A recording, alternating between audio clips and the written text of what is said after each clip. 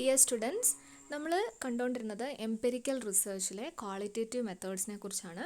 അപ്പോൾ അതിലെ first one ആയിട്ടുള്ള കേസ് സ്റ്റഡി നമ്മൾ കഴിഞ്ഞ ക്ലാസ്സിൽ കണ്ടു. ഇന്നത്തെ ക്ലാസ്സിൽ നമ്മൾ അതിൻ്റെ മറ്റൊരു മെത്തേഡായ ഒബ്സർവേഷൻ നോക്കുകയാണ്. അപ്പം ഒബ്സർവേഷൻ എന്ന് പറയുമ്പം നമുക്കറിയാം, നമ്മൾ ഒരു കാര്യത്തെ, ഒരു ആളെ നമ്മൾ ഒബ്സർവ് ചെയ്ത് അവരിൽ നിന്നും ഡേറ്റ കളക്ട് ചെയ്യുന്നതാണ് നമ്മൾ ഒബ്സർവേഷൻ മെത്തേഡ് എന്ന് പറയുന്നത്. Process to observe and gather data from its target. അപ്പോൾ നമുക്കറിയാം, ഇതൊരു ക്വാളിറ്റേറ്റീവ് മെത്തേഡ് തന്നെയാണ് അല്ലേ. അപ്പോൾ നമുക്ക് അങ്ങനെ ഒരു ഡേറ്റ നമ്മൾ കളക്ട് ചെയ്യുമ്പം അതിൽ നിന്ന് നമുക്ക് ഒരു ന്യൂമറിക്കൽ വാല്യൂസിലേക്കൊന്നും നമുക്ക് ഒരു അസംഷൻ എത്താൻ പറ്റുന്നില്ല. നമ്മൾ ഒരാളെ ഒബ്സർവ് ചെയ്യുന്നു, അല്ലെങ്കിൽ ഒരു സിറ്റുവേഷനെ നമ്മൾ ഒബ്സർവ് ചെയ്യുന്നു. അപ്പോൾ നമുക്ക് കിട്ടുന്ന ഒരു ഡേറ്റ എന്ന് പറഞ്ഞിട്ടുണ്ടെങ്കിൽ ജസ്റ്റ് ക്വാളിറ്റേറ്റീവ് ആയിട്ടുള്ള കാര്യങ്ങളാണ്. നമുക്കത് ക്വാണ്ടിഫൈ ചെയ്യാൻ പറ്റുന്നില്ല. And also it's time consuming, പേഴ്സണലാണ്. പക്ഷെ നമുക്കവിടെ ഡാറ്റയുടെ ആക്യുറസി എന്ന് പറയുന്നത് വളരെ ഹൈ ആയിരിക്കും എന്നുള്ളതാണ്. ടൈം കൺസ്യൂമിങ് ആണ്, ഡിഫിക്കൽട്ടാണ്, പക്ഷേ എങ്കിൽ പോലും അതിൻ്റെ ഒരു ആക്യുറസി ലെവൽ ഭയങ്കര ഹൈ ആയിരിക്കും. ആൻഡ് ഓൾസോ ഇത് ഒബ്സർവ് ചെയ്യുന്ന ആൾക്ക് അനലിറ്റിക്കൽ സ്കില്ല് കൂടി വേണം. ഓക്കെ, അപ്പം ആര് പോയി ഒബ്സർവ് ചെയ്താലും നമുക്ക് ഡാറ്റ അനലൈസ് ചെയ്തെടുക്കാൻ പറ്റില്ല. ആ ഒബ്സർവ് ചെയ്ത കാര്യം വളരെ ക്ലീൻ ആയിട്ട് ഒരു ക്വാളിറ്റേറ്റീവ് ഡാറ്റ രൂപത്തിലേക്ക് മാറ്റാൻ പറ്റുന്ന ഒരാൾ വേണം ഒബ്സർവറായിട്ട് നമ്മൾ വിടാൻ.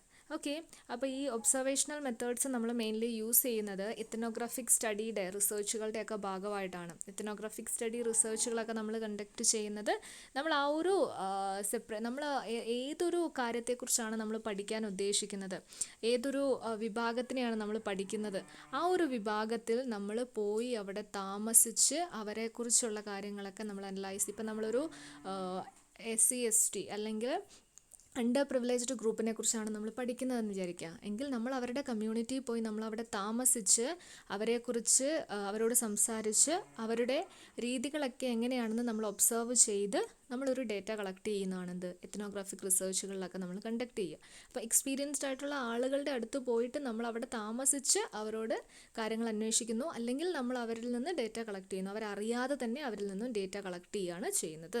സോ ഇതാണ് ഒബ്സർവേഷണൽ മെത്തേഡ് എന്ന് പറയുന്നത്. ക്വാളിറ്റേറ്റീവ് ഫോമിലാണ് മെയിൻലി ഉണ്ടാകുക. നമുക്കിതിനെ വേണമെങ്കിൽ ക്വാണ്ടിഫൈ ചെയ്യാം, പക്ഷേ കൂടുതലും നമ്മൾ ക്വാളിറ്റേറ്റീവ് ഫോമിലാണ് ഒബ്സർവേഷണൽ ഡാറ്റ നമ്മൾ യൂസ് ചെയ്യുക, ഒബ്സർവേഷണൽ മെത്തേഡ് യൂസ് ചെയ്യുക. Then next one is focus group. ഇപ്പോൾ ഫോക്കസ് ഗ്രൂപ്പ് എന്ന് പറയുമ്പോൾ ഗ്രൂപ്പ് ആയതുകൊണ്ട് തന്നെ മോർ ദാൻ 2 പേഴ്സൺ ഉണ്ടാകും.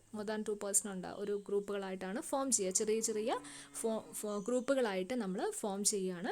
Then researcher wants to find answer to why, what and how questions. അങ്ങനത്തെ ക്വസ്റ്റ്യൻസിനൊക്കെ ആൻസർ കണ്ടുപിടിക്കാൻ വേണ്ടിയിട്ടാണ് ഫോക്കസ് ഗ്രൂപ്പുകൾ ഫോം ചെയ്യുന്നത്. അപ്പം ഇതിൽ ഇൻറ്ററാക്ഷൻ നടക്കുന്നുണ്ട്. ഗ്രൂപ്പിൻ്റെ ഉള്ളിൽ പേഴ്സണൽ ഇൻറ്ററാക്ഷൻ നടക്കുന്നുണ്ട്. അത് നിർബന്ധമില്ല. നമ്മളൊരു ഗ്രൂപ്പ് ഫോം ചെയ്തു, അതിലെ പേഴ്സണൽ ഇൻട്രാക്ഷൻ നടത്തണമെന്ന് നിർബന്ധമില്ല, നോട്ട് നെസസറി ആണ്. പക്ഷെ നമുക്ക് വേണമെങ്കിൽ നടത്താം എന്ന് കൂടുതൽ ഡേറ്റ കളക്ട് ചെയ്യാൻ വേണ്ടിയിട്ട്. അപ്പോൾ ഇത് ജനറലി ഒരു മോഡറേറ്റർ ഉണ്ടാകും. ഒരു ഗ്രൂപ്പ് ആയതുകൊണ്ട് തന്നെ ഒരു മോഡറേറ്റർ ഉണ്ടാകും. അതിൻ്റെ ഉള്ളിൽ ഡിസ്കഷനാണ് നടത്തുന്നത്. അപ്പോൾ മെയിൻലി ഇത് product companies to collect data about the brands and product. ഇപ്പോൾ ഒരു കമ്പനി ഒരു പ്രോഡക്റ്റ് ലോഞ്ച് ചെയ്യുന്നതിന് മുമ്പ് ആ പ്രൊഡക്റ്റിനെ കുറിച്ച് അല്ലെങ്കിൽ സിമിലർ പ്രൊഡക്റ്റുകളെ കുറിച്ചുള്ള ഡീറ്റെയിൽസ് ഒക്കെ കളക്ട് ചെയ്യാൻ വേണ്ടിയിട്ട് നടത്തുന്ന ടൈപ്പ് ഓഫ് ഗ്രൂപ്പ് ഡിസ്കഷൻ എന്ന് നമുക്ക് വേണമെങ്കിൽ പറയാം. അതിനെയാണ് ഫോക്കസ് ഗ്രൂപ്പ്സ് എന്ന് പറയുന്നത്. ഫോക്കസ് ഗ്രൂപ്പ് എന്ന പേര് വരുന്ന കാരണം എന്താണ്, നമുക്കൊരു ടാർഗറ്റഡ് എയിം ഉണ്ട്. ആ എയിം സാറ്റിസ്ഫൈ ചെയ്യുന്നുണ്ട് ഈ ഒരു ഗ്രൂപ്പ് ഡിസ്കഷൻ്റെ ശേഷം. അതുകൊണ്ടാണ് നമ്മളതിനെ ഫോക്കസ് ഗ്രൂപ്പ് എന്ന് പറയുന്നത്. ഇവിടെയും എന്ത് തന്നെയാണ് വരുന്നത്, ഡിസ്കഷൻസ് ആണ് വരുന്നത്. അതുകൊണ്ട് തന്നെ ഇതും ക്വാളിറ്റേറ്റീവ് ഡാറ്റയാണ് പ്രൊഡ്യൂസ് ചെയ്യുക. Next one is 1-to-1 interview. അപ്പം ഇത് വളരെ ക്വാളിറ്റേറ്റീവ് ആയിട്ടുള്ളൊരു മെത്തേഡ് തന്നെയാണ്. സ്ട്രിക്ട്ലി ക്വാളിറ്റേറ്റീവ് ആണ്. നമ്മൾ 1-to-1 ഇൻ്റർവ്യൂ ആണ് നടത്തുന്നത്. ഇൻ്റർവ്യൂ എന്ന് പറഞ്ഞാൽ നമുക്കറിയാം ഫേസ് ടു ഫേസ് ഇൻറ്ററാക്ഷൻ ആണ്. രണ്ടാളുകൾ തമ്മിലുള്ള കോൺവെർസേഷനെയാണ് നമ്മൾ എന്ത് പറയുന്നത്, കോൺവെർസേഷനെ അല്ല, ഒരാളെക്കുറിച്ച് കൂടുതൽ അറിയുന്ന അതിനെയാണ് നമ്മൾ എന്ത് പറയുന്നത്, ഇൻ്റർവ്യൂ എന്ന് പറയുന്നത്. അപ്പോൾ ഇവിടെ നമുക്ക് വളരെ പ്രിസൈസ് ആയിട്ടുള്ള മീനിങ് ഫുൾ ഡേറ്റ കിട്ടും. The reason being it enables a researcher get precise meaningful data if the right questions are asked. അപ്പോൾ നമ്മൾ ചോദിക്കുന്ന ചോദ്യങ്ങൾ പോലും ആയിരിക്കും നമ്മുടെ ഡേറ്റ എന്ന് പറയുന്നത്. നമുക്കൊരു 30 minutes ആണ് നമുക്ക് അവൈലബിൾ എങ്കിൽ നമ്മൾ ആ 30 minutesൻ്റെ ഉള്ളിൽ ഇൻഫർമേഷൻ റിച്ച് ആയിട്ടുള്ള ക്വസ്റ്റ്യൻസ് നമ്മൾ ചോദിക്കണം. ഒരു ക്വസ്റ്റ്യൻ നമ്മൾ ചോദിച്ചു കഴിയുമ്പം അതിൻ്റെ ഉത്തരമായി അദ്ദേഹം ഇങ്ങോട്ട് തിരിച്ചു പറയുന്ന കാര്യം നമ്മുടെ ടോപ്പിക്കിൽ നിന്നും പുറത്തു പോകാൻ അനുവദിക്കരുത്. അതാണ് ഒരു ഇൻ്റർവ്യൂയുടെ സ്കിൽ എന്ന് പറയുന്നത്.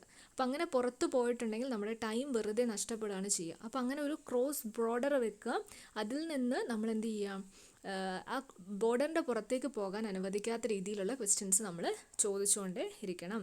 അപ്പോൾ ഇതിൽ ഇൻഡെപ്ത് ആയിട്ടുള്ള data can be gather depending on whether the conversation leads. Okay, അപ്പോൾ നമുക്ക് ഇൻഡെപ്ത് ആയിട്ടുള്ള ഒരാളുടെ അടുത്ത് നിന്ന് നമുക്ക് ഒബ്സർവേഷനിൽ നിന്നും ഫോക്കസ് ഗ്രൂപ്പിൽ നിന്നും കിട്ടാത്ത രീതിയിലുള്ള ഇൻഡെപ്ത് ക്വസ്റ്റ്യൻസും ഇൻഡെപ്ത് ക്വസ്റ്റ്യൻ്റെ ആൻസേഴ്സും നമുക്ക് എന്ത് ചെയ്യാൻ പറ്റും, ഈ 1-to-1 ഇൻ്റർവ്യൂവിൽ കൂടി നമുക്ക് കിട്ടും, നമുക്ക് ചോദിച്ച് മനസ്സിലാക്കാൻ പറ്റും. അപ്പോൾ അതാണ് 1-to-1 ഇൻ്റർവ്യൂ. ഇതൊക്കെ എന്താണ്, ക്വാളിറ്റേറ്റീവ് മെത്തേഡാണ്. ഇതിൽ നിന്ന് കിട്ടുന്ന ഡേറ്റ എപ്പോഴും എന്ത് തന്നെയായിരിക്കും, ക്വാളിറ്റേറ്റീവ് ഡേറ്റകളായിരിക്കും നമുക്ക് അവൈലബിൾ ആയിരിക്കുക. അപ്പോൾ ഇതാണ് നമ്മുടെ ക്വാളിറ്റേറ്റീവ് മെത്തേഡ്സ്. അടുത്ത നമ്മൾ എംപെരിക്കൽ റിസർച്ചിൻ്റെ അഡ്വാൻറ്റേജസ് ആണ് നോക്കുന്നത്. എംപെരിക്കൽ റിസർച്ച് എന്താണെന്നും അതിൻ്റെ മെത്തേഡ്സ് എന്തൊക്കെയാണെന്ന് നമ്മൾ കണ്ടു. ഇനി അതിൻ്റെ അഡ്വാൻറ്റേജസ് എന്തൊക്കെയാണെന്ന് നോക്കാം. It is used to authenticate traditional research through various experiments and observations.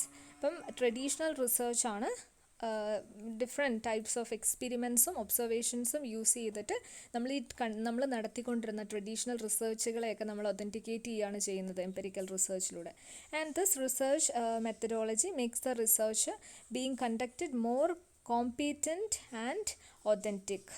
Okay, അതായത് നമ്മൾ ട്രഡീഷണലി കണ്ടക്ട് ചെയ്ത റിസർച്ചുകളായിരിക്കാം മേ ബി നമ്മൾ ഈ എംപെരിക്കൽ റിസർച്ചിലെടുക്കുന്ന ടോപ്പിക്കുകൾ അല്ലെങ്കിൽ റിസർച്ച് ക്വസ്റ്റ്യൻ എന്ന് പറയുന്നത് may not be a new question. നമ്മളിപ്പോൾ എന്താണ് എക്സ്പ്ലോറേറ്ററി റിസർച്ചിൽ പറഞ്ഞു, അതേപോലെ തന്നെ നമ്മളിനി അപ്ലൈഡ് റിസർച്ച് പഠിക്കും. അതിലൊക്കെ നമ്മൾ എന്താണ് പുതിയതായിട്ട് എറൈസ് ചെയ്തൊരു ക്വസ്റ്റ്യനെ ആയിരിക്കാം നമ്മൾ അഡ്രസ്സ് ചെയ്യുന്നത്. പക്ഷെ അങ്ങനെ ഒരു കാര്യം ഈ എംപെരിക്കൽ റിസർച്ചിൽ ഇല്ല. അപ്പം എംപെരിക്കൽ റിസർച്ചിൽ നമ്മൾ അഡ്രസ്സ് ചെയ്യുന്ന ക്വസ്റ്റ്യൻ പഴയ ക്വസ്റ്റ്യൻ ആയിരിക്കും, പക്ഷേ അതിനെ നമ്മൾ ട്രഡീഷണൽ റിസർച്ചിനെ നമ്മൾ എന്ത് ചെയ്യുന്നു, നമ്മൾ എക്സ്പെരിമെൻസിൻ്റെയും ഒബ്സർവേഷൻ്റെയും ബേസിസിൽ അതിനൊരു പുതിയ മാനം കൊടുക്കുകയാണ് ചെയ്യുന്നത്. അങ്ങനെ കൊടുക്കുമ്പോൾ നമ്മൾ പുതിയ രീതിയിലേക്ക് മാറ്റി we are making it more competent and authentic. അതിൻ്റെ ഒതൻറ്റിസിറ്റി നമ്മൾ എന്ത് ചെയ്യുകയാണ്, കൂട്ടുകയാണ് ചെയ്യുന്നത്. Then third one, it enables a researcher to understand the dynamic changes that can happen and change his strategy accordingly. അപ്പം എംപെരിക്കൽ റിസർച്ച് എന്ന് പറഞ്ഞിട്ടുണ്ടെങ്കിൽ dynamic ആണ്, സ്റ്റാറ്റിക് അല്ല. സാധാരണ പ്യുവർ റിസർച്ച്, ബേസിക് റിസർച്ച് എന്നൊക്കെ പറയുന്നത് നമ്മൾ തിയറി ബിൽഡിങ്ങിന് വേണ്ടിയിട്ട് യൂസ് ചെയ്യുന്നതാണ്. അതുകൊണ്ട് തന്നെ അതൊക്കെ സ്റ്റാറ്റിക് ആണ്, അതിന് ചേഞ്ചസ് വരുത്താൻ നമുക്ക് ബുദ്ധിമുട്ടാണ്. പക്ഷേ ഈ എംപെരിക്കൽ റിസർച്ച് എന്ന് പറയുന്നത് ഇറ്റ്സ് ഡൈനാമിക് എന്ന് നമുക്ക് പറയാം. അതായത് അതിൽ മാറ്റങ്ങൾ നമുക്ക് ഇൻക്ലൂഡ് ചെയ്യിപ്പിക്കാം. എക്സ്പെരിമെൻറ്റിൻ്റെയും ഒബ്സർവേഷൻ്റെയും ബേസിസിലാണ് എംപെരിക്കൽ റിസർച്ച് കണ്ടക്ട് ചെയ്യുന്നത്. അപ്പം കാലാനുസൃതമായി വരുന്ന മാറ്റങ്ങൾക്കനുസൃതമായി നമ്മുടെ സ്ട്രാറ്റജീസിൽ റിസർച്ചർക്ക് മാറ്റം വരുത്താൻ പറ്റുന്നു empirical റിസർച്ചിൽ. Then fourth one, the level of control in such a research is high so that the researcher can control. Okay, and researcher can make necessary changes accordingly. അപ്പം ഇവിടെ എംപെരിക്കൽ റിസർച്ച് എന്ന് പറഞ്ഞാൽ ഞാൻ പറഞ്ഞു അത് കൺട്രോൾഡ് റിസർച്ച് ആണ്. അപ്പം നമുക്കവിടെ മാനിപ്പുലേഷൻ ഇസ് പോസിബിൾ. അപ്പം നമ്മുടെ വേരിയബിൾസിനെ കൺട്രോൾ ചെയ്താണ് നമ്മൾ റിസൾട്ടിലേക്ക് എത്തിക്കുന്നത്. അവിടെ ഒരു റിസർച്ച് കണ്ടക്ട് ചെയ്യുന്നത് strictly under the control of the researcher. അപ്പോൾ അവിടെ വേണ്ട മാറ്റങ്ങൾ വരുത്താൻ ആർക്ക് പറ്റുന്നു, റിസർച്ചർക്ക് പറ്റുന്നു എന്നാണ് പറഞ്ഞിരിക്കുന്നത്. Control of multiple variables. Okay, then it plays a multiple role in increasing internal validity. അപ്പം നമ്മൾ ഒരു റിസർച്ച് കണ്ടക്ട് ചെയ്യുമ്പം വാലിഡിറ്റി എന്ന് പറയുന്നത് ഇമ്പോർട്ടൻ്റ് ആയിട്ടുള്ളൊരു കാര്യമാണ്. റിസൾട്ടുകൾ സെയിം ആയിട്ട് തന്നെ കിട്ടണം. ഇപ്പം നമ്മൾ കണ്ടക്ട് ചെയ്ത റിസർച്ചിൻ്റെ ആ വേരിയബിൾസ് തന്നെ വെച്ച് വേറൊരാൾ റിസർച്ച് കണ്ടക്ട് ചെയ്താലും നമുക്ക് കിട്ടിയ അതേ വാലിഡിറ്റി തന്നെ കിട്ടണം. ആൻഡ് നമ്മുടെ വേരിയബിൾസ് തമ്മിൽ ഒരു ഇൻറ്റേർണൽ വാലിഡിറ്റി വേണം. അപ്പം ഇങ്ങനത്തെ കാര്യങ്ങളൊക്കെ എന്ത് എൻഷ്യൂർ ചെയ്യുന്നു എന്നാണ് പറയുന്നത്, എംപെരിക്കൽ റിസർച്ച് എൻഷ്യൂർ ചെയ്യുന്നു എന്നാണ് പറയുന്നത്. Next we can see what are the disadvantages of this empirical research. ഇപ്പോൾ ഡിസഡ്വാൻറ്റേജസ് എന്ന് പറയുമ്പോൾ നമുക്കറിയാം it's difficult to conduct empirical research. മറ്റ് റിസർച്ചിനെ കഴിഞ്ഞ് കുറച്ചും കൂടെ ബുദ്ധിമുട്ടാണ്. കാരണം റിസർച്ചറുടെ കൺട്രോളിലാണ് ഇവിടെ റിസർച്ച് നടത്തപ്പെടുന്നത്. അതുകൊണ്ട് തന്നെ research should be more patient എന്ന് നമുക്ക് പറയാം. പേഷ്യൻസ് കൂടുതൽ വേണം റിസർച്ചർക്ക്. And it is also very time consuming process. Time consuming ആണ്, കൂടുതൽ ടൈം എടുത്തേക്കാം. And most of the time researcher will need to conduct research at different location. അപ്പോൾ ഈ റിസർച്ചർക്ക് എംപെരിക്കൽ റിസർച്ച് കണ്ടക്ട് ചെയ്യുന്ന ആളുകൾക്ക് ചിലപ്പോൾ പല രീതിയിലുള്ള റിസർച്ചുകൾ, നമ്മൾ പറഞ്ഞു എക്സ്പെരിമെൻറ്റിൻ്റെ ബേസിസിലാണ് എംപെരിക്കൽ റിസർച്ചസ് മുന്നോട്ട് പോകുന്നതെന്ന് പറഞ്ഞു. അപ്പോൾ പല ലൊക്കേഷനിൽ പല രീതിയിൽ വേരിയബിൾസിനെ മാറ്റിയും മറിച്ചും കൺട്രോൾ ചെയ്തും ഒക്കെ നമുക്ക് എന്ത് ചെയ്യേണ്ടി വരും, റിസർച്ചുകൾ കണ്ടക്ട് ചെയ്യേണ്ടി വരും. സോ ഇൻ ദാറ്റ് കേസ് ഈ ഒരു എംപിരിക്കൽ റിസർച്ച് ഒരു കോസ്റ്റ്ലി അഫെയർ ആയിട്ട് മാറാൻ സാധ്യതയുണ്ട്. അതാണ് അതിൻ്റെ സെക്കൻഡ് ഡിസഡ്വാൻറ്റേജ് എന്ന് പറയുന്നത്. It's an expensive affair. Expensive ആണ് എംപിരിക്കൽ റിസർച്ച് എന്ന് പറയുന്നത്. എല്ലാ റിസർച്ചുകളും എക്സ്പെൻസീവ് തന്നെയാണ്. ആൻഡ് ഓൾസോ എംപെരിക്കൽ എന്ന് പറഞ്ഞാൽ കൺട്രോൾഡ് സെറ്റപ്പിലാണ് കണ്ടക്ട് ചെയ്യുന്നത്, അതുകൊണ്ട് തന്നെ അത് എക്സ്പെൻസീവ് ആകുന്നു. ദെൻ ചില റൂൾസുകളൊക്കെ ഉണ്ടാവാം. Experiment may be performed and hence permission are needed. അപ്പം it is difficult to get certain permission to carry out different methods of research.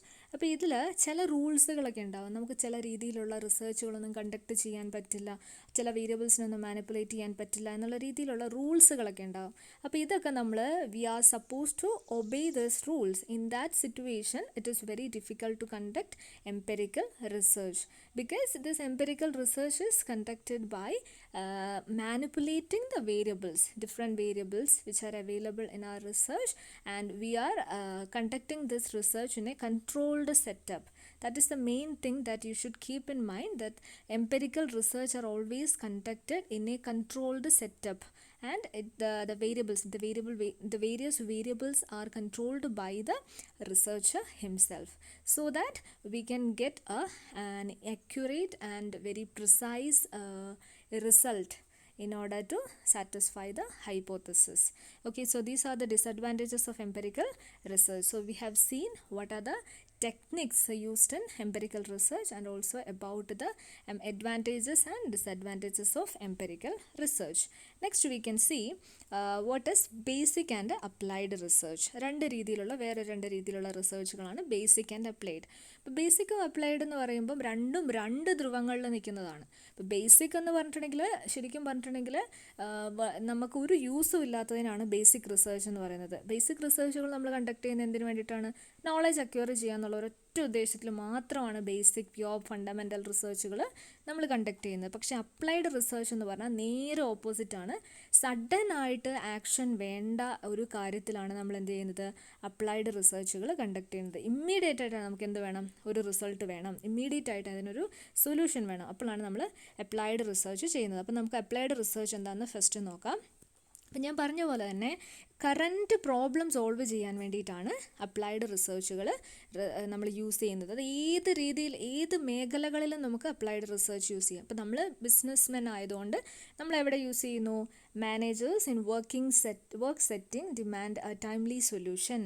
അപ്പം വർക്ക് സെറ്റിങ്ങിലൊക്കെ വരുന്ന പ്രോബ്ലംസ്, അല്ലെങ്കിൽ പ്രോഡക്റ്റ് ലോഞ്ചിങ്ങിൽ വരുന്ന, മാർക്കറ്റിൽ ഫേസ് ചെയ്യുന്ന പ്രോബ്ലംസ്, അങ്ങനെ സഡനായിട്ട് പ്രോബ്ലംസ് അറൈസ് ചെയ്യുമ്പം പെട്ടെന്നൊരു റിസൾട്ട് കിട്ടാൻ വേണ്ടി നമ്മൾ കണ്ടക്ട് ചെയ്യുന്ന റിസർച്ചുകളെ നമ്മൾ എന്ത് പറയും? അപ്ലൈഡ് റിസർച്ച് എന്ന് പറഞ്ഞാൽ ഇതിൻ്റെ റിസൾട്ട് നമുക്ക് അപ്ലൈ ചെയ്യാനുണ്ട് എന്നോർത്ത് വെച്ചാൽ മതി. ഓക്കെ, ദെൻ പാസ്റ്റ് തിയറീസ്, ഇത് കോമയാണ്. Past theories, knowledge and methods are used for solving an existing problem.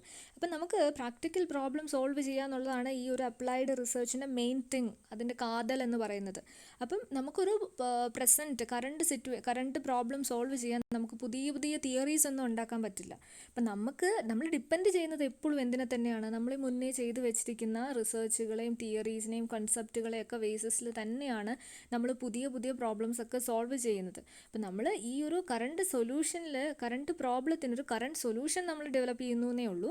പക്ഷേ ഇതിൻ്റെ ബേസ് എന്ന് പറയുന്നത് എപ്പോഴും എന്ത് തന്നെയായിരിക്കും? നമ്മുടെ ബേസിക് റിസർച്ചും പ്യുവർ റിസർച്ചൊക്കെ തന്നെയാണ്. That is past knowledge and theories R used for solving this applied research, and it is conducted when a decision is to be made about a specific real life problem. Applied research എന്ന് പറയുന്നത് real life problems solve ചെയ്യാൻ വേണ്ടിയിട്ടാണ്. അത് വേൾഡിന് useful ആയിട്ടുള്ള രീതിയിലുള്ള സൊല്യൂഷൻസാണ് applied റിസർച്ചിൽ നമ്മൾ കൊണ്ടുവരുന്നത്. അതേസമയം ബേസിക് റിസർച്ചിലാണെങ്കിലോ അങ്ങനെ പെട്ടെന്ന് അത്യാവശ്യമുള്ള കാര്യങ്ങൾക്കൊന്നുമല്ല നമ്മൾ ബേസിക് റിസർച്ചുകൾ ചെയ്യുക. നമുക്ക് നോളജ് ഇൻക്രീസ് ചെയ്യാൻ വേണ്ടിയിട്ട്, പുതിയ കൺസെപ്റ്റും തിയറീസും ഒക്കെ ഡെവലപ്പ് ചെയ്യാൻ വേണ്ടിയിട്ടാണ് ബേസിക് റിസർച്ച്. ഓക്കെ, അപ്ലൈഡ് റിസർച്ചിൽ it is oppose to pure research which is not problem oriented but for increase in knowledge which may or may not be used in future. ഇപ്പം നമ്മൾ എപ്പോഴും അപ്ലൈഡ് റിസർച്ചിന് പറയുമ്പോൾ അത് basic റിസർച്ചുമായി compare ചെയ്താണ് പറയുക. അങ്ങനെ പഠിക്കുകയാണെങ്കിൽ നമുക്ക് കൂടുതൽ ഈസി ആയിരിക്കും. അപ്പോൾ ബേസിക് റിസർച്ച് എന്ന് പറഞ്ഞിട്ടുണ്ടെങ്കിൽ നോളജ് അക്വയർ ചെയ്യാൻ വേണ്ടി മാത്രമാണ്, തിയറീസ് ബിൽഡ് ചെയ്യാൻ വേണ്ടിയിട്ടാണ്. അതുകൊണ്ട് നമുക്കൊരു റിയൽ ലൈഫ് സിറ്റുവേഷനിൽ ഒരു യൂസും ഇല്ല. പക്ഷേ അപ്ലൈഡ് റിസർച്ച് എന്ന് പറഞ്ഞാൽ എന്താണ്? പ്രോബ്ലം ഓറിയൻറ്റഡ് ആണ്, പ്രോബ്ലം സോൾവിങ് ആണ്. Okay, then applied research more emphasis is being given to applied research to solve problems. അത് തന്നെയാണ് നമ്മൾ പറഞ്ഞത് പ്രോബ്ലം ഓറിയൻറ്റഡ് ആണ്. Okay, then it is a research related to specific product, system or service. അപ്പം നമുക്ക് business ആയതുകൊണ്ട് നമ്മളെപ്പോഴും ചിന്തിക്കുന്നത് എന്താണ്, നമ്മുടെ ഓർഗനൈസേഷനിൽ പ്രോബ്ലം വരുന്നത് നമ്മുടെ പ്രൊഡക്റ്റുമായിട്ട്, സർവീസുമായിട്ട്, സിസ്റ്റമായിട്ട് ബന്ധപ്പെട്ട ഇമ്മീഡിയറ്റ് ആക്ഷൻ എടുക്കേണ്ട രീതിയിലുള്ള റിസർച്ചുകൾ, ഇമ്മീഡിയറ്റ് ആക്ഷൻ എടുക്കേണ്ട രീതിയിലുള്ള പ്രോബ്ലംസ് അറൈസ് ചെയ്യുമ്പം we are suppose to conduct which kind of research, applied research. Okay, then applied research on the other hand focuses on uncovering what needs are not to be met and use that information in designing product or services that would on demand. അപ്പോൾ അതായത് എന്താണ്, അൺമെറ്റ് ആയിട്ടുള്ള നീഡ്സുകളെയാണ് ഇവിടെ എന്ത് address ചെയ്യുന്നത്, പിന്നെ applied റിസർച്ചുകൾ address ചെയ്യുന്നത്. ഞാൻ അത് പറഞ്ഞിരുന്നു. ഇപ്പം ഇതിലിപ്പം നമ്മുടെ ബിസിനസ്സിൽ വരുമ്പോൾ നമുക്കൊരു പ്രൊഡക്റ്റിൻ്റെ ഡിസൈനിലൊരു പ്രോബ്ലം വന്നു. ആ ഒരു ഡിസൈൻ ഇപ്പം പണ്ട് തൊട്ടേ ഉള്ള ഒരു ഡിസൈനാണ് ആൾക്കാരെ അട്രാക്റ്റ് ചെയ്യുന്നത്. നമ്മളൊരു ഇന്നോവേഷൻ അല്ലെങ്കിൽ പ്രോഡക്റ്റ് ഓഗ്മെൻറ്റേഷൻ്റെ ഭാഗമായിട്ട് നമ്മളൊരു പ്രോഡക്റ്റിൽ അതിൻ്റെ ഡിസൈനിൽ എന്ത് ചെയ്തു, ചെറിയ മാറ്റങ്ങൾ വരുത്തുന്നു. അപ്പം പ്രൊഡക്റ്റിൻ്റെ ഡിസൈനിൽ മാറ്റം വരുമ്പം അത് മാർക്കറ്റ് എങ്ങനെ അക്സെപ്റ്റ് ചെയ്യുമെന്ന് നമുക്കറിയത്തില്ല. അപ്പോൾ അവിടെ ഒരു നീഡ് അറൈസ് ചെയ്തു അല്ലേ, മാർക്കറ്റ് സ്റ്റഡി ചെയ്യണം, കസ്റ്റമേഴ്സിൻ്റെ പെർസെപ്ഷൻ എന്തായിരിക്കുമെന്ന് നമുക്ക് സ്റ്റഡി ചെയ്യണം മാർക്കറ്റിലേക്ക് ലോഞ്ച് ചെയ്യുന്നതിന് മുമ്പ്. അപ്പോൾ നമുക്കൊരു നീഡ് അറൈസ് ചെയ്തു. അപ്പോൾ ഇമ്മീഡിയറ്റ് ആയിട്ട് നമ്മൾ ചെയ്യുന്നത് എന്താണ്, അപ്ലൈഡ് റിസർച്ചാണ്, മാർക്കറ്റ് റിസർച്ചാണ് നമ്മൾ ചെയ്യുന്നത്. And that is applied research. അപ്പോൾ അതിൽ നിന്ന് നമുക്ക് മനസ്സിലാകും ഈ ഒരു ടൈപ്പ് ഓഫ് ഡിസൈന് മറ്റ് പ്രൊഡക്റ്റുകളിൽ, നമ്മുടെ പ്രൊഡക്റ്റുമായിട്ട് സിമിലർ ആയിട്ടുള്ള മറ്റ് കോമ്പീറ്റൻറ്റ് പ്രൊഡക്റ്റുകൾ അവൈലബിൾ ആയിരിക്കും മാർക്കറ്റിൽ. അപ്പോൾ അതിന് എത്രത്തോളം ഡിമാൻഡ് ഉണ്ട് എന്നൊക്കെ നമുക്ക് പഠിക്കാൻ പറ്റും. ആൻഡ് അതുകൊണ്ട് പുതിയ കസ്റ്റമേഴ്സിന് ആ ഒരു ഡിസൈൻ ലോഞ്ച് ചെയ്താൽ നമുക്ക് പുതിയ കസ്റ്റമേഴ്സിനെ കിട്ടുമോ എന്നുള്ള കാര്യങ്ങളൊക്കെയാണ് നമുക്ക് ആ ഒരു ടൈമിൽ പഠിക്കാം. ആൻഡ് അതുകൊണ്ട് applied research will bring new customers എന്ന് നമുക്ക് പറയാം, provide better products and service to existing customers. അപ്പോൾ ഇങ്ങനെ ഓരോ രീതിയിലും റിസർച്ചുകൾ നിരവധി കണ്ടക്ട് ചെയ്യപ്പെടുന്നു മാർക്കറ്റിൽ. എന്നിട്ടാണ് എന്ത് ചെയ്യുന്നത്, പുതിയ കസ്റ്റമേഴ്സിനെ നമുക്ക് കൊണ്ടുവരാൻ പറ്റുന്നത്, എക്സിസ്റ്റിംഗ് കസ്റ്റമേഴ്സിനെ സാറ്റിസ്ഫൈ ആയി നിർത്തിക്കൊണ്ടു പോകാൻ പറ്റുന്നത്. അങ്ങനത്തെയൊക്കെ കാര്യങ്ങൾ നമുക്ക് ചെയ്യാൻ പറ്റുന്നത് അപ്ലൈഡ് റിസർച്ചുകൾ ചെയ്തതുകൊണ്ടാണ്. ഇപ്പം നമുക്കൊരു എക്സാമ്പിൾ പറയുകയാണെങ്കിൽ മൊബൈൽ ഫോണിൻ്റെ കാര്യം പറയാം അല്ലേ. മൊബൈൽ ഫോൺ എന്ന് പറയുന്നത് പണ്ട് എന്തായിരുന്നു, expensive, bulky and short range ആയിരുന്നു. മൊബൈൽ അല്ലായിരുന്നു അല്ലേ. നമ്മുടെ കയ്യിലുണ്ടായിരുന്ന ഫോണുകൾ എന്താണ്, എക്സ്ക്ലൂസീവ് അല്ലെങ്കിൽ എക്സ്റ്റെൻസീവ്ലി മൊബൈൽ എന്ന് നമുക്ക് പറയാൻ പറ്റില്ല. കാരണം എന്താണ്, മൊബിലിറ്റി കുറവായിരുന്നു നമുക്ക്, റേഞ്ചിൻ്റെ പ്രശ്നം കാരണം. നമുക്കൊരു 1 മീറ്റർ ദൂരത്തിൽ അല്ലെങ്കിൽ 2 മീറ്റർ ദൂരത്തിലൊക്കെയാണ് റേഞ്ച് കിട്ടിക്കൊണ്ടിരുന്നത് പണ്ടത്തെ മൊബൈലിന്. And it's very bulky and expensive, നല്ല വെയിറ്റും ഉണ്ടായിരുന്നു, എക്സ്പെൻസീവും ആയിരുന്നു. പക്ഷേ അതിൽ എന്താണ്, ആ ഒരു കാര്യത്തിൽ വളരെ ഇമ്പോർട്ടൻ്റ് ആയിട്ട് അല്ലെങ്കിൽ വളരെ ഫോർസീയിങ് ആയിട്ടുള്ളൊരു ഫ്യൂച്ചർ ഉണ്ടെന്ന് മനസ്സിലാക്കിയ മൊബൈൽ കമ്പനികൾ എന്ത് ചെയ്തു, അതിൽ നിരന്തരമായിട്ടുള്ള അപ്ലൈഡ് റിസർച്ചുകൾ കണ്ടക്ട് ചെയ്തുകൊണ്ടിരിക്കും. ആ പ്രൊഡക്റ്റിൽ എന്നും എന്ത് വന്നുകൊണ്ടിരിക്കുകയാണ്, ഡിസൈൻ മാറിക്കൊണ്ടേയിരിക്കുകയാണ്. ഇന്നും മൊബൈൽ ഫോണിൻ്റെ ഡിസൈനിലും ഫീച്ചേഴ്സും എൻഡ് ചെയ്തിട്ടില്ല. ഇന്നും അതിലേക്ക് ന്യൂ ടെക്നോളജീസ് ആഡ് ചെയ്തുകൊണ്ടിരിക്കുകയാണ്. നമുക്ക് തന്നെ അറിയാം, കഴിഞ്ഞ വർഷം ഇറങ്ങിയ ആ ബ്രാൻഡിന് ആ ഒരു ഡിസൈനിന് ഈ ഒരു വർഷം എടുത്തു കഴിഞ്ഞിട്ടുണ്ടെങ്കിൽ ഒരു 3-4 ഫീച്ചേഴ്സ് എങ്കിലും എന്ത് ചെയ്തിട്ടുണ്ടാവും, അവർ ആഡ് ചെയ്ത് അവർ പുതിയ വേർഷൻ ലോഞ്ച് ചെയ്തുകൊണ്ടിരിക്കുകയാണ്. അപ്പം ഇതിനെയാണ് നമ്മൾ എന്ത് പറയുന്നത്, അപ്ലൈഡ് റിസർച്ച് എന്ന് പറയുന്നത്. ഒരു പ്രൊഡക്റ്റ് നിലവിലുണ്ട്, ആ നിലവിലുള്ള പ്രൊഡക്റ്റിനെ കോമ്പീറ്റ് ചെയ്യാൻ കോമ്പീറ്റൻറ്റ് പ്രൊഡക്റ്റുകൾ നിലവിലുണ്ട്. അപ്പം നമുക്ക് കൂടുതൽ കസ്റ്റമേഴ്സിനെ കിട്ടണം, existing customers should be satisfied. അപ്പോൾ അവർ വേറെ പ്രൊഡക്റ്റിലേക്ക് പോകാൻ പാടില്ല. അതിനുവേണ്ടി നമ്മൾ എന്ത് ചെയ്തുകൊണ്ടിരിക്കണം, നമ്മൾ നമ്മുടെ ആ നിലവിലുള്ള പ്രൊഡക്റ്റിനെ ഓഗ്മെൻറ്റ് ചെയ്തുകൊണ്ടേയിരിക്കണം. അതായത് പുതിയ ഫീച്ചേഴ്സ് ഇംപ്ലാന്റ് ചെയ്തുകൊണ്ട് നമ്മുടെ കസ്റ്റമേഴ്സിനെ നമ്മളിങ്ങനെ സാറ്റിസ്ഫൈ ചെയ്തുകൊണ്ടിരിക്കണം, കസ്റ്റമർ ഡിലൈറ്റ് ഉണ്ടാക്കണം. അപ്പോൾ മാത്രമാണ് ആ കസ്റ്റമേഴ്സ് നിൽക്കുകയുള്ളൂ, പുതിയ കസ്റ്റമേഴ്സ് വരുള്ളൂ. ഓക്കെ, അതിനുവേണ്ടി നമ്മൾ കണ്ടക്ട് ചെയ്യുന്ന മാർക്കറ്റ് റിസർച്ചുകളാണ് എന്ത്, അപ്ലൈഡ് റിസർച്ചുകൾ എന്ന് പറയുന്നത്.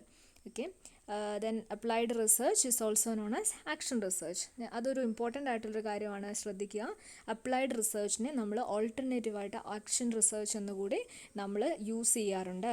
Then it may relate current activity or immediate practical situation. So this type of research is conducted on the basis of application of theories. നമ്മൾ പറഞ്ഞിരുന്നു നമ്മുടെ പ്യുവർ റിസർച്ച് അല്ലെങ്കിൽ ഫണ്ടമെൻ്റൽ റിസർച്ച് മാറ്റി വെച്ചുകൊണ്ട് നമുക്ക് എന്ത് ചെയ്യാൻ പറ്റില്ല, അപ്ലൈഡ് റിസർച്ച് ചെയ്യാൻ പറ്റില്ല. അപ്പം പ്യുവർ റിസർച്ചിൻ്റെ ബേസിസിലാണ് നമ്മൾ എന്ത് ചെയ്യുന്നത്, ഈ തിയറി. അതായത് നമ്മൾ മൊബൈൽ ഫോണിൻ്റെ കാര്യം പറഞ്ഞു, ആ മൊബൈൽ ഫോണിൻ്റെ ഒരു തിയറി ഉണ്ട്, മൊബൈൽ ഫോൺ എങ്ങനെ വർക്ക് ചെയ്യുന്നു എന്നുള്ള ആ തിയറീൻ്റെ ബേസിസ് തന്നെയാണ് നമ്മൾ ഈ അപ്ലൈഡ് റിസർച്ച് കണ്ടക്ട് ചെയ്യുന്നത്. പുതിയ പുതിയ വേർഷൻസ് ആണ് നമ്മൾ ഡെവലപ്പ് ചെയ്യുന്നത്, അല്ലാണ്ട് മൊബൈലിനെ കംപ്ലീറ്റ്ലി മാറ്റുകയല്ല ചെയ്യുന്നത്. നമുക്ക് ബാക്കി ലാപ്ടോപ്പിൽ നമ്മൾ യൂസ് ചെയ്യുന്ന കാര്യങ്ങൾ ആ ഫീച്ചേഴ്സ് ഇതിലേക്ക് ഇൻബിൽഡ് ചെയ്യുകയാണ് ചെയ്യുന്നത്. ഓക്കെ, സോ ബെറ്റർ സൊല്യൂഷൻസ് കൊണ്ടുവരിക എന്നുള്ള ബേസിക് തിയറീനെ മേൽ നിന്നുകൊണ്ട് ബെറ്റർ സൊല്യൂഷൻസ് കൊണ്ടുവരിക, ബെറ്റർ ലിവിങ് കണ്ടീഷൻസ് കൊണ്ടുവരിക എന്നുള്ളതാണ് അപ്ലൈഡ് റിസർച്ച് കൊണ്ട് ഉദ്ദേശിക്കുന്നത്. അപ്ലൈഡ് റിസർച്ചിൻ്റെ ഫീച്ചേഴ്സ് എന്താണെന്ന് നോക്കാം. ഫീച്ചേഴ്സ് നമ്മൾ പറഞ്ഞ കാര്യങ്ങൾ തന്നെയാണ്. Find a solution to real life problem. First one, basis of application of theories. നമ്മളേതാണ് ഫണ്ടമെൻ്റൽ തിയറീൻ്റെ ബേസിസിലാണ് അപ്ലൈഡ് റിസർച്ച് നമ്മൾ ചെയ്യുന്നത്. It may incidentally contribute to the development of theoretical knowledge. അപ്പം അതായത് നമുക്ക് ബേസിക് തിയറിയിലേക്കും ഇതെന്ത് കോൺട്രിബ്യൂട്ട് ചെയ്യുന്നു, ബേസിക് ഫണ്ടമെൻ്റൽ റിസർച്ചിലേക്കും അപ്ലൈഡ് റിസർച്ച് കോൺട്രിബ്യൂട്ട് ചെയ്യുന്നുണ്ട്. Then it contribute new facts and theories. പുതിയ കോൺസെപ്റ്റുകളാണ് നമ്മൾ ഡെവലപ്പ് ചെയ്യുന്നത്. Then it put theories for testing. നമ്മൾ ഇവിടെ തിയറി ബിൽഡിംഗ് മാത്രമാണ് ഫണ്ടമെൻ്റൽ റിസർച്ചിൽ ചെയ്യുന്നുള്ളൂ എങ്കിൽ ഇവിടെ എന്താണ്, തിയറീൻ്റെ പ്രാക്ടിക്കൽ ടെസ്റ്റിംഗ് ആണ് നമ്മൾ ചെയ്യുന്നത്. കോൺസെപ്ച്വൽ ഫ്രെയിം വർക്കുകൾ നമ്മൾ ഡെവലപ്പ് ചെയ്യുന്നുണ്ട്. Then it may integrate previously existing theories. അതാണ് ഇപ്പം നമ്മൾ പുതിയ വേർഷൻ കൊണ്ടുവരുമ്പോൾ നമ്മൾ പഴയ എക്സിസ്റ്റ് ചെയ്തൊരു തിയറിയിലേക്ക് പുതിയൊരു ടെക്നോളജി അല്ലെങ്കിൽ പുതിയൊരു തിയറി ഇംബിൾട്ട് ചെയ്യുകയാണ് ചെയ്യുന്നത്. അവിടെ എന്താണ് ശരിക്കും കൊളാബറേഷൻ ആണ് നടക്കുന്നത്, രണ്ട് തിയറികൾ തമ്മിലുള്ള കൊളാബറേറ്റ് ചെയ്യുകയാണ് നമ്മൾ ചെയ്യുന്നത്. ദെൻ അപ്ലൈഡ് റിസർച്ചിൻ്റെ മെയിൻ ഫങ്ഷൻ അല്ലെങ്കിൽ മെയിൻ പേർപ്പസ് എന്ന് പറയുന്നത് എന്താണ്, solution to a practical problem ആണ്. സോ ഇതാണ് applied research, alternatively called as action research also. So this applied research is conducted for finding a solution to an existing problem with immediate effect. So applied റിസർച്ചുകൾ എപ്പോഴും conduct ചെയ്യുന്നത് current problem solve ചെയ്യാനായിട്ട്, current solution കണ്ടുപിടിക്കാൻ വേണ്ടിയിട്ടാണ് applied റിസർച്ചുകൾ.